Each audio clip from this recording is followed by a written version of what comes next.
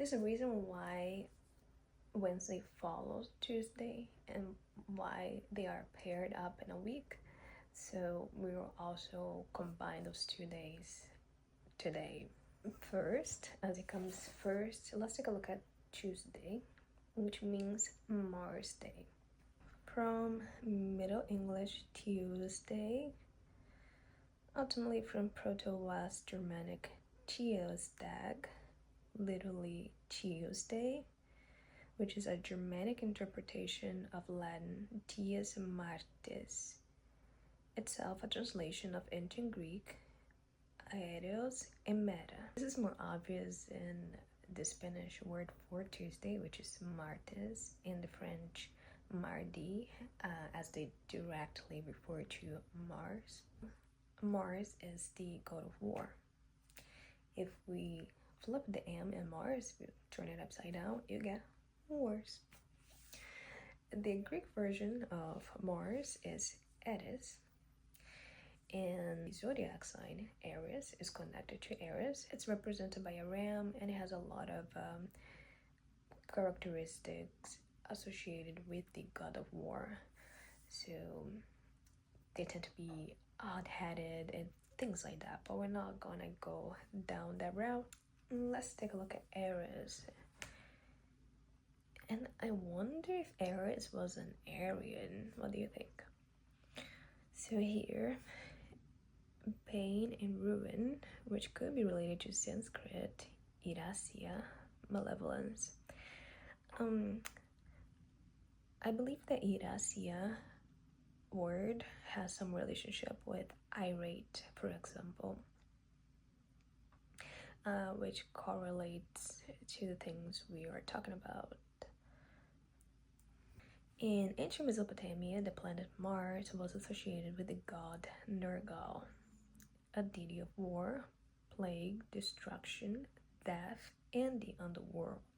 Let's go from rams and the caprine to capitalism. And by the way, the Spanish and the Portuguese word for the devil is capeta. Wednesday, it stands for Odin's Day. So let's take a look at O Dinheiro. I love this representation because it really makes him look like a mix between Mars and Mercury.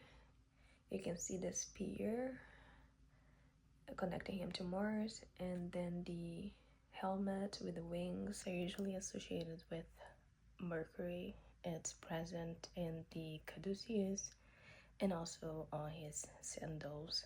And you can also see some connections with Hades as well, the ancient Greek god of the underworld. I wonder if there is a relationship between the words Hades and hate. Interestingly, in Latin, the word for hate is odium, and we're talking about Odin. Is there a relationship there?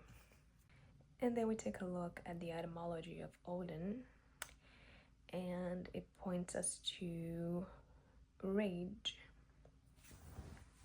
In Spanish, Wednesday is miércoles, and in French is mercredi, both meaning Mercury's day. Now that's an interesting one. In Hindi, Wednesday is Budvar, and the Buddha part refers to Mercury. As a mente colon from ancient Greek, emeta, ermu. Now this is a very interesting connection because we have the Buddha, the teacher, being associated with Mercury, something that to me was completely unrelated. But as we take a deeper look at this connection, we can find the links between those two. Mercury is the god of money, and he's also the god of communication and a messenger. So there are those elements associated with him. And when we take a look at the Buddha, of course, he had the role of a messenger. He was teaching things. He's considered a teacher. And it's a common practice for people to offer coins to Buddha statues. My mom had one of those. And so here you find a similar association with Mercury, as he is the god of money. Now, does the English word bold have any relationship with any of this? Let's take a look. So bold, and then the etymology of bold, ultimately from Proto-Germanic budana, to proclaim, to announce, leer, instruct. And see bid, we'll take a look at that as well. Or the noun from Proto-Germanic Buddha, meaning message and offer. So from here, you can find a relationship between the Buddha role, so to instruct, he was considered a teacher, and the etymology too, which Buddha has a different etymology, a different meaning, which is similar to the previous one. And the etymology 3, which connects further to Mercury as the messenger. In Spanish and Portuguese, the word bode means goat. Could it be because people are offering goats in order to receive some sort of foretelling? A good body or goat will bode well, and a bad body or goat will bode not so well. you bring bad omens. I bet that's related. Speaking of bad omens, let's take a look at the word bad. So here we have wicked, evil, depraved, of uncertain origin. And then we have perhaps speculation that it might come from Old English bedel, meaning hermaphrodite. That's interesting, considering herm. So hermaphrodite is actually a combination of the god Hermes and Aphrodite. But who's writing these things? By the way, considering Hermes is a god of the words and communication. So now in Mesopotamia, Mercury was associated with the god Nabu, also known as Nebo, and he was the son of Marduk, which is associated with Zeus. So you can see that this pattern continued as Mercury is considered the son of Zeus still in Roman mythology, and Nabu was considered the scribe of the gods, and he was responsible for writing laws and decrees. And these characteristics associate him with the ancient Egyptian god Thoth, also a god of communication and writing and wisdom and magic and so on. Take a look at this one here. You can actually see elements that further connects him to the more modern Mercury. We have the ram horns, and we're kind of talking about it as it relates to Mars. We have the 2 snakes, and the number 2 is also interesting because we have Mars and Mercury and how they operate together. And overall, this image is kind of similar to the one representing Odin. So you see the staff, which kind of looks like a spear, and of course he's sitting on a throne. Take a look at Odin, and he was also the god of war, which are characteristics associated with Mars.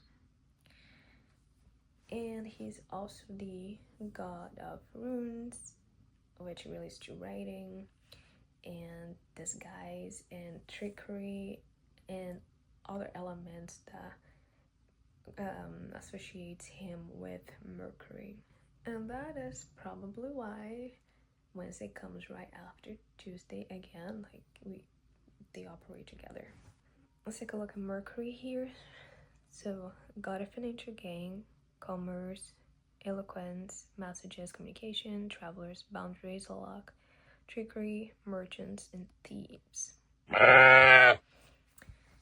To further illustrate this connection between Mars and Mercury, let's take a look at the word soldier. Inherited from Middle English sedur, from French sedur, meaning mercenary. From medieval Latin, soldaris, soldier, one having pay. From late Latin, solidus, a type of coin. And for Mercury, besides mercenaries, we have words such as market, merchant, commerce, commercials, and so on. And here are some solidus. Now, note how the depiction in the coin kind of looks like that of Odin. So you see a figure sitting on a throne holding a spear. This one is holding a cross with a heart, which is kind of similar to the one with Thoth holding the ankh. So you see how these elements repeat through time.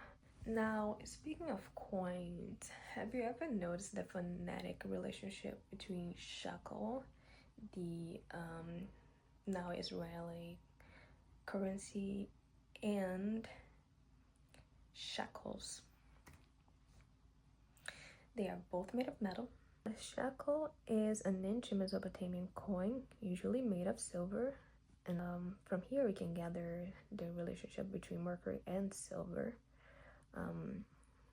We can talk about this later. So here the etymology means to weigh.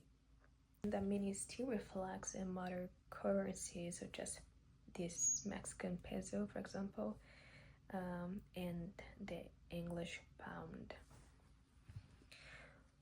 Both words ultimately leading to the Proto-Indo-European word spend, which is interesting because, you know, you spend the money, right? It all depends, right? Also, the Code of Hammurabi, circa 1800 BC, sets the value of unskilled labor at approximately 10 shekels. So obviously, by the time the Hammurabi was written, a system of labor and payment was already in place. In fact, written language was developed for bookkeeping needs, with clay tablets being used to keep track of livestock and commodities. Mercury is the smallest planet in the solar system, now that Pluto is no longer a planet.